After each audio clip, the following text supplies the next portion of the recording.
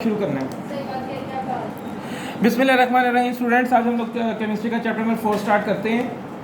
ठीक है, जब तक आपके वीडियो लेक्चर्स हो रहे हैं तब तक आपको केमिस्ट्री का काम मैं कराऊंगा। दैन उसके बाद फिर आपकी अगेन मिस आसफा ही जो है वो इसको आगे कैरी ऑन करेंगी। अभी हम लोग चैप्टर नंबर 4 स्टार्ट करने लगे केमिस्ट्री का केमिकल बॉन्ड। ठीक है, अभी हम इस चैप्टर में सबसे पहले इसको स्टार्ट करने से पहले हम लोग केमिकल बॉन्ड को समझते हैं कि केमिकल बॉन्ड क्या है। केमिकल बॉन्ड का दूसरा नेम जो आपकी बुक में जो या हम इसके लिए यूज़ करते हैं उसे हम कहते हैं केमिकल फोर्सेस। केमिकल बॉन्ड या केमिकल फोर्सेस, ये दूसरा नेम है जो कि हम इसके लिए यूज़ करते हैं। अब केमिकल बॉन्ड या केमिकल फोर्सेस का मतलब क्या है, इसको समझने के लिए हम एक छोटी सी एग्जांपल लेते हैं। मैं आपके सामने वाटर यानी पानी का फॉर्मूला लिख रहा हूँ H2O। अगर आप इस फॉर्मूले पे गौर करें तो इस केमिकल फॉर्मूला के अंदर 2 हाइड्रोजन एटम्स हैं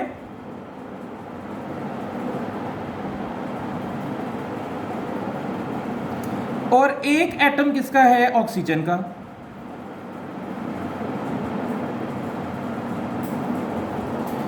अब 2 हाइड्रोजन के एटम्स और एक एटम है ऑक्सीजन का, ये तीनों मिलकर क्या बना रहे हैं, पानी का मॉलिक्यूल H2O।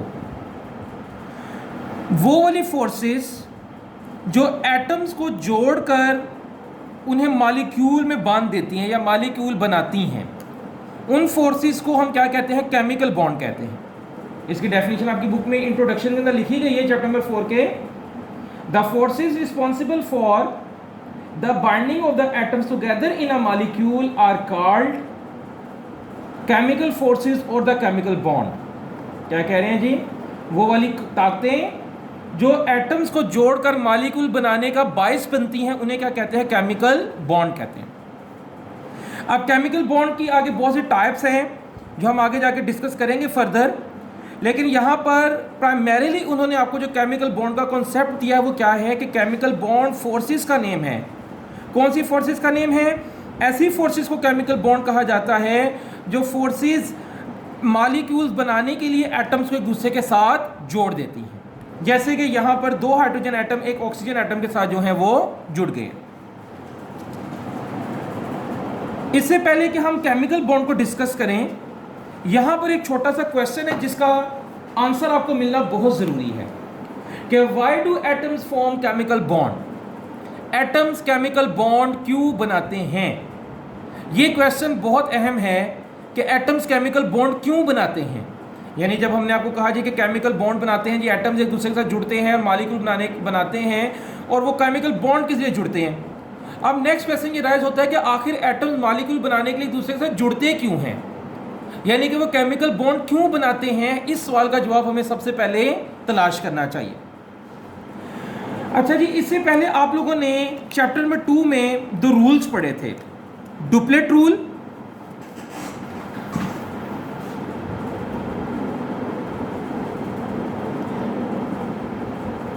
और ऑक्टेट रूल। डुप्लेट रूल और ऑक्टेट रूल, ठीक है। डुप्लेट रूल में मतलब क्या था कि हर एटम की ये कोशिश होती है कि वो अपने आउटर मोस्ट यानी अपने वैलेंस शेल में 2 इलेक्ट्रॉन कंप्लीट करे।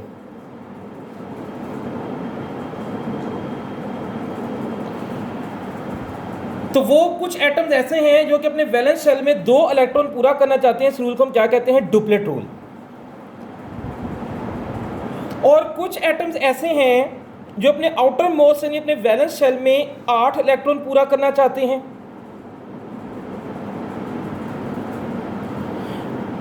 उसको हम कहते हैं जी ऑक्टेट रूल। आपकी बुक वालों ने इसको लिखा भी हुआ, इसको आप पढ़ते हैं। Why do atoms form chemical bond, इस हेडिंग के अंदर उन्होंने सब फर्स्ट पैराग्राफ में इस बात को लिखा है कि जी attaining 2 electrons in the valence shell is called the duplet rule. अपने वैलेंस शेल में 2 इलेक्ट्रॉन पूरे करने को क्या कहते हैं, डुप्लेट रूल कहते हैं। While attaining 8 electrons in the valence shell is called the octet rule. जबकि अपने वैलेंस शेल में 8 इलेक्ट्रॉन पूरे करने को क्या कहते हैं, ऑक्टेट रूल कहते हैं। अब ये आखिर इस 2 और 8 में ऐसा क्या है कि एटम 2 या 8 इलेक्ट्रॉन पूरा करना चाहते हैं। आप लोगों ने चैप्टर नंबर 3 में पढ़ा था कि हमारे पास कुछ नोबल गैसेस होती हैं, लास्ट ग्रुप में होती हैं, इनको हम क्या कहते हैं जी, नोबल गैसेस। इन नोबल गैसेस में कुछ ऐसी हैं, जैसे हीलियम जो है, इसके वैलेंस शेल में 2 इलेक्ट्रॉन हैं, और बाकी जितनी भी हैं, नियॉन, आर्गॉन, क्रिप्टॉन, जिनॉन,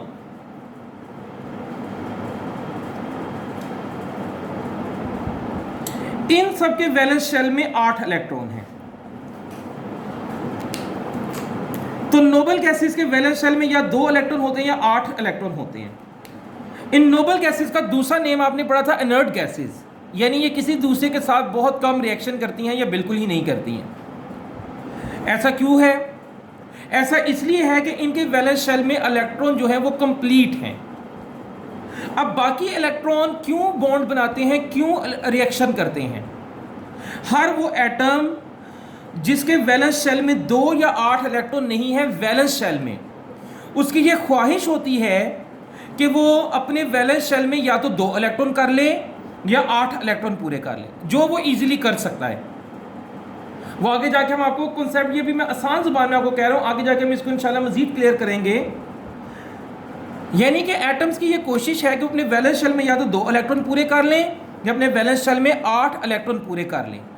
यानी यहाँ से हमें पता ये चला कि एटम्स जो हैं वो अपनी वैलेंस शेल की कन्फिग्रेशन को नोबल गैसेस जैसा करने के लिए क्या बनाते हैं, केमिकल बॉन्ड बनाते हैं।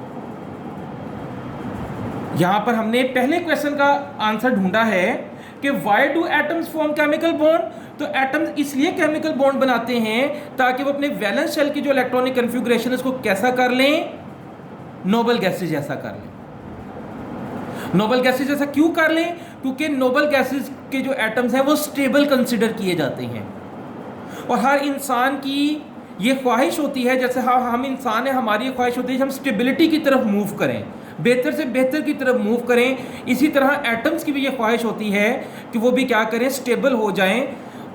तो ऐसी स्टेबिलिटी पाने के लिए वो क्या करते हैं, अपने इलेक्ट्रॉन को नोबल गैसेस जैसी कन्फिग्रेशन बनाने की कोशिश करते हैं। तो अब हम स्टूडेंट्स इसके बाद नेक्स्ट क्वेश्चन की तरफ चलते हैं। जो हमारे जहन में नेक्स्ट क्वेश्चन अराइज होता है कि नोबल गैसेस नॉन रिएक्टिव क्यों होती हैं। आपकी बुक वालों ने इसको भी एक्सप्लेन किया है, पैराग्राफ नंबर 2 जो है कि एटम केमिकल बॉन्ड क्यों बनाते हैं, उसके अंदर मैं जरा रीड कर रहा हूं। The noble gases do have the 2 और the 8 electron in their valence shell. Noble gases के वैलेंस शेल के अंदर या 2 इलेक्ट्रॉन होते हैं या 8 इलेक्ट्रॉन होते हैं। It means all the noble gases have their valence shells completely filled। इसका मतलब ये हुआ कि नोबल गैसेस के वैलेंस शेल जो है वो क्या है, मुकम्मल तौर पे फिल हैं, क्योंकि नोबल गैसेस के वैलेंस शेल में या 2 इलेक्ट्रॉन हैं या 8 इलेक्ट्रॉन हैं। Their atoms don't have the vacant space in their valence shell to accommodate extra electrons। इसलिए उनके जो बाहर वाले शेल होते हैं, जो वैलेंस शेल होते हैं, उनके अंदर जायद इलेक्ट्रॉन को जगह देने के लिए कोई जगह नहीं है। Therefore noble gases don't gain, इसलिए ना तो वो इलेक्ट्रॉन गेन करती हैं, यानी ना वो इलेक्ट्रॉन हासिल करती हैं, लूज ना ही इलेक्ट्रॉन खारिज करती हैं, और शेयर और ना ही इलेक्ट्रॉन का इश्तराक करती हैं। That is why they are called non reactive। यही वजह है कि हम नोबल गैसेस को नॉन रिएक्टिव कहते हैं। ठीक है, ये आपका बड़ा अहम शॉर्ट क्वेश्चन है, आपसे बोर्ड में पूछा जा सकता है कि why are the noble gases called non reactive gases. Noble gases को नॉन रिएक्टिव गैसेस क्यों कहते हैं, तो ये उसका सवाल का आंसर हो गया क्वेश्चन।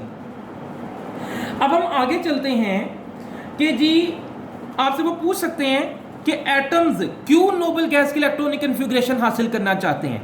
जैसे मैंने आपको अभी थोड़ी देर पहले कहा कि एटम केमिकल बॉन्ड इसलिए बनाते हैं ताकि वो अपने वैलेंस शेल की कन्फिग्रेशन को किस जैसा कर लें, नोबल गैसेस की वैलेंस शेल की कन्फिग्रेशन जैसा कर लें। अब एटम्स ऐसा क्यों चाहते हैं, इसका आंसर भी आपके 3rd पैराग्राफ में दिया गया। कहते the importance of the noble gases electrons configuration lies in the fact that all other atoms try their best to have the noble gases electronic configuration.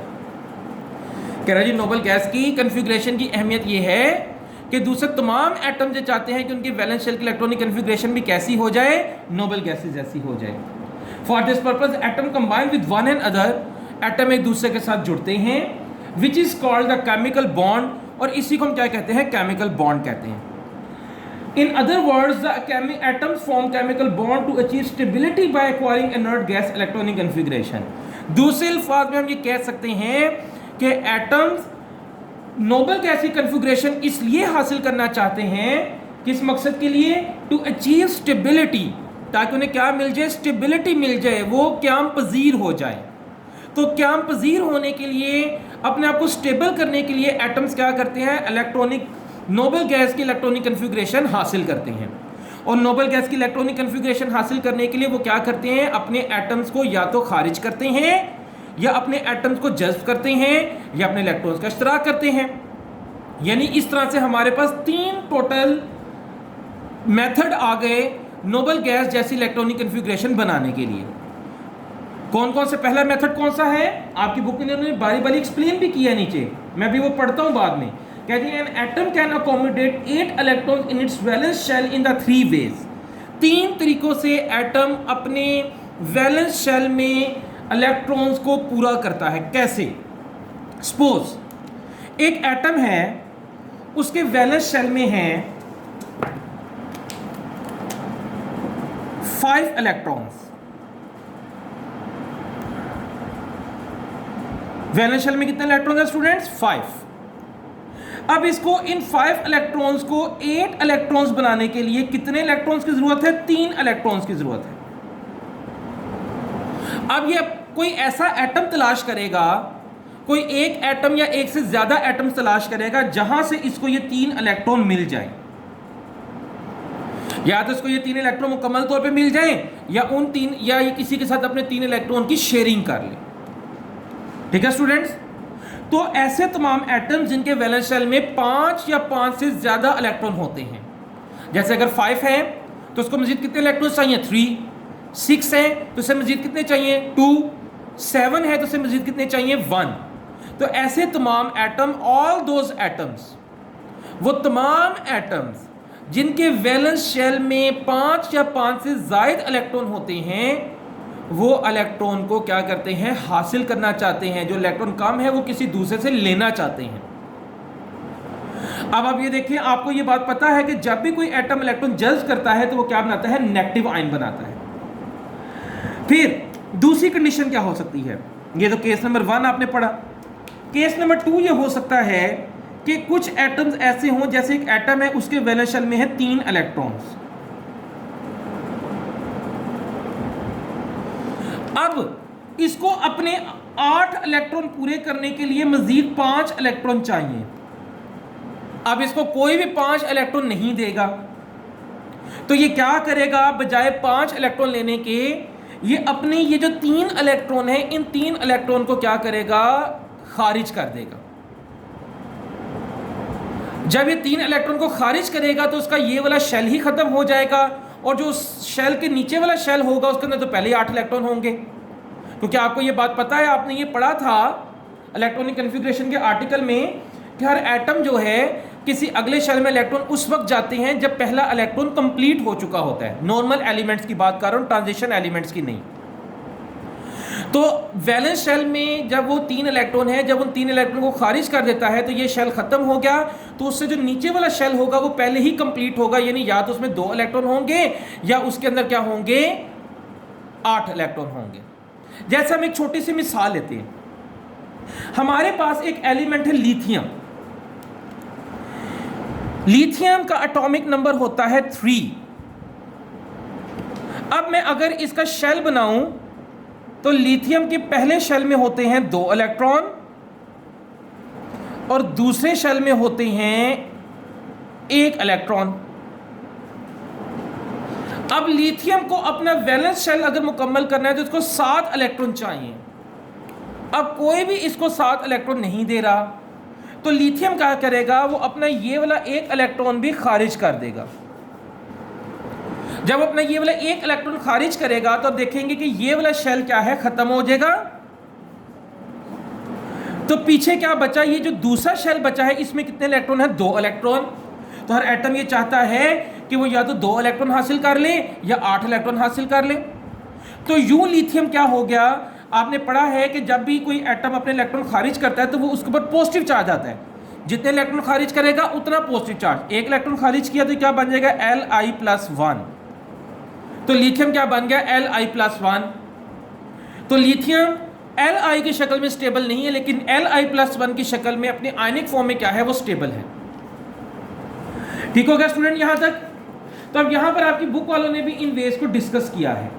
कह रहे जी an atom can accommodate 8 electron in is valence shell in the 3 ways. एक atom अपने valence shell में 8 electron 3 तरीकों से हासिल कर सकता है। By giving valence shell electrons, अपने वैलेंस शेल के इलेक्ट्रॉन देकर, आगे उन्होंने ब्रैकेट में लिखा भी है, if they are less than 3, अगर वो 3 या 3 से कम है तो फिर वो ऐसा करेगा। दूसरा मेथड क्या है, bye gaining electron from other atom, दूसरे एटमों के इलेक्ट्रॉन जमा कर ले, जस्ट कर ले। ऐसा कब करेगा, if the valence shell has 5 और the more electrons in it, ऐसा सिर्फ तभी करेगा जब उसके वैलेंस शेल में 5 या 5 से ज्यादा इलेक्ट्रॉन है। तीसरा तरीकेकार क्या है, पहला मेथड क्या है जी, इलेक्ट्रॉन खारिज कर दे अगर 3 या 3 से कम है। दूसरा क्या है, इलेक्ट्रॉन जस्ट कर ले अगर 5 या 5 से ज्यादा है। तीसरा ये है कि by sharing the valence electron with other atom, कि वो अपने इलेक्ट्रॉन्स का दूसरे एटम्स के साथ क्या करे, इश्तराक कर ले। इस बात को जरा मैं आपको पहले समझा देता हूं थोड़ा सा, आगे जाके हमने इसको वैसे पढ़ना है। इसका मतलब क्या है, मैंने भी थोड़ी देर पहले आपसे ऑक्सीजन की एग्जांपल डिस्कस की, सॉरी पानी की। पानी के अंदर जो ऑक्सीजन का एटम होता है, इसके वैलेंस शेल में होते हैं 6 इलेक्ट्रॉन।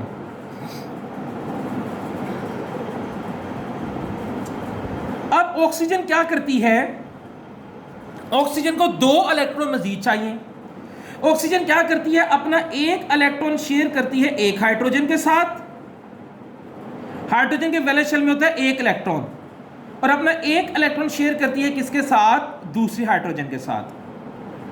यूं आप देखें कि हाइड्रोजन के वैलेंस शेल में 2 इलेक्ट्रॉन पूरे हो गए, क्योंकि हाइड्रोजन डुप्लेट रूल को फॉलो करती है, यानी इसको 2 इलेक्ट्रॉन चाहिए वैलेंस शेल में। और ऑक्सीजन के वैलेंस शेल में आप काउंट करें 1 2 3 4 5 6 7 8। तो ये आपने देखा स्टूडेंट्स कि ऑक्सीजन ऑक्टेट रूल को फॉलो कर रही है और हाइड्रोजन डुप्लेट रूल को फॉलो कर रही है। तो यहां तक आपने ये देखा। अब हम इसको मजीद, यानी यहां पे इलेक्ट्रॉन की शेयरिंग हुई है। तो इलेक्ट्रॉन की शेयरिंग यानी 3 मेथड हो गए, या तो इलेक्ट्रॉन हासिल कर ले, gaining the electron, losing the electron, electron खारिज कर दें, और तीसरा मेथड क्या है, शेयरिंग द इलेक्ट्रॉन, या एटम का इश्तराक कर ले, जैसे मैंने आपके साथ ये एग्जांपल डिस्कस की। It means every atom has a natural tendency to have the 2 or the 8 electrons in their valence shell. The atoms having less than 2 or the 8 electron in their valence shell are unstable. कह रहे इसलिए हर atom के अंदर कुदरती तौर पर यह रुझान है कि वो अपने अंदर 2 या 8 इलेक्ट्रॉन पूरे करना चाहता है, और इसी 2 या 8 इलेक्ट्रॉन को पूरे करने के लिए वो क्या करते हैं, केमिकल बॉन्ड बनाते हैं। जैसे यहां पर आपने देखा ऑक्सीजन ने हाइड्रोजन के साथ क्यों केमिकल बॉन्ड बनाया। ऑक्सीजन ने हाइड्रोजन के साथ केमिकल बॉन्ड इसलिए बनाया क्योंकि ऑक्सीजन अपने अंदर 8 इलेक्ट्रॉन पूरे करना चाहती थी, हाइड्रोजन अपने वैलेंस शेल में 2 इलेक्ट्रॉन पूरा करना चाहती थी। तो दोनों ने मिलकर क्या बना लिया, केमिकल बॉन्ड बना लिया। जी स्टूडेंट्स कह रहे जी, now the question arises, how can we identify the way an atom react. आखिरी क्वेश्चन जो यहां पर बचा है वो ये है कि हमें कैसे पता चलेगा कि एटम कैसे रिएक्ट करेंगे। हमने ये भी इस बात का भी जवाब ढूंढ लिया कि जी एटम केमिकल बॉन्ड क्यों बनाते हैं।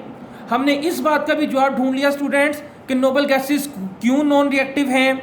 हमने इस बात का भी जवाब ढूंढ लिया कि नोबल गैसेस जैसी इलेक्ट्रॉनिक कन्फिग्रेशन एटम्स क्यों हासिल करते हैं। और हमने इस बात का भी अभी आंसर तलाश किया कि नोबल गैसेस जैसी इलेक्ट्रॉनिक कन्फिग्रेशन हासिल करने के तरीक़ेकार कौन कौन से हैं। अब लास्ट क्वेश्चन जो यहां पर बचा है वो ये है कि कौन सा मेथड कौन सा एटम यूज करता है, यानी कौन से एटम इलेक्ट्रॉन खारिज करते हैं, कौन से एटम इलेक्ट्रॉन जज्ब करते हैं, और कौन से एटम इलेक्ट्रॉन की शेयरिंग करते हैं। तो इस बात का जवाब अब लास्ट पे दिया गया। कहते the position of an atom in the periodic table indicates it group number. भाई आपने पढ़ा है पीरियोडिक टेबल में किसी भी एटम की जो पोजीशन होती है वो उसका ग्रुप नंबर बताती है। as we have studied in chapter 3, the group number is assigned on the basis of the valence shells electron. आपने ये पढ़ा था चैप्टर नंबर 3 में कि जो ग्रुप की पोजीशन होती है नॉर्मल एटम्स को, वो दी जाती है उनके वैलेंस शेल में पाए जाने वाले इलेक्ट्रॉन के लिहाज से। जैसे हाइड्रोजन के वैलेंस शेल में है 1 इलेक्ट्रॉन, तो हाइड्रोजन को आपने फर्स्ट ग्रुप में रखा। हीलियम के वैलेंस शेल में है, हीलियम को भी अब छोड़ें, ठीक है। आगे हम देखते हैं कार्बन। कार्बन की एक मिसाल है, कार्बन के वैलेंस शेल में है 4 इलेक्ट्रॉन।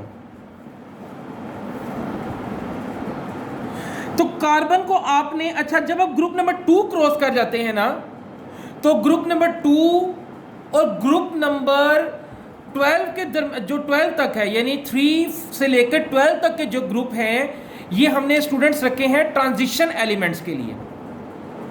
यानी ग्रुप नंबर 1, ग्रुप नंबर 2 और उसके बाद ग्रुप नंबर 13 से ग्रुप नंबर 18 तक के जो एलिमेंट्स हैं, ये कहलाते हैं नॉर्मल एलिमेंट्स।